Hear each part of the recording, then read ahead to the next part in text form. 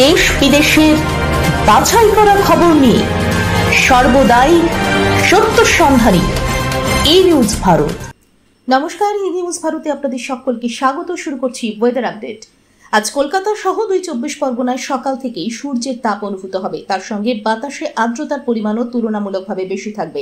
সকাল থেকে গরম কম থাকলেও বেলা বাড়ার সঙ্গে সঙ্গে তা আরও বাড়তে থাকবে। কলকাতার পাশাপাশি পশ্চিমের জেলাগুলিতে তাপমাত্রা ৩৫ থেকে ৩৮ ডিগ্রি সেলসিয়াসের আশেপাশে থাকবে। উপকূলবর্তী জেলাগুলিতে আপেক্ষিক আর্দ্রতা ৮০ থেকে ৯০% পর্যন্ত পৌঁছতে পারে। তবে শুধু কলকাতা নয়, বাঁকুড়া, পুরুলিয়া, ২৪ পরগনা, বর্ধমান, বীরভূম, ঝাড়গ্রাম এবং পশ্চিম মেদিনীপুরেও তাপমাত্রা বাড়বে এবং গরমের তীব্রতা দেখা যাবে। তাপমাত্রা বাড়লেও কিছু কিছু জায়গায় বৃষ্টির সম্ভাবনা রয়েছে। আকাশ মেঘলা থাকতে পারে কিছু অংশে।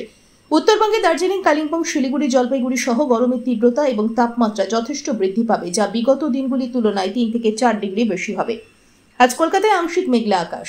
আজ কলকাতা ও তার পার্শ্ববর্তী অঞ্চলে দিনের সর্বোচ্চ তাপমাত্রা ৩৬ ডিগ্রি সেলসিয়াস, সর্বনিম্ন ২৮ ডিগ্রি সেলসিয়াস। বাতাসে আপেক্ষিক আর্দ্রতার পরিমাণ ৬৮%, অনুভূত তাপমাত্রা ৪১ ডিগ্রি সেলসিয়াস। ব্যুরো রিপোর্ট, ই নিউজ ভারত।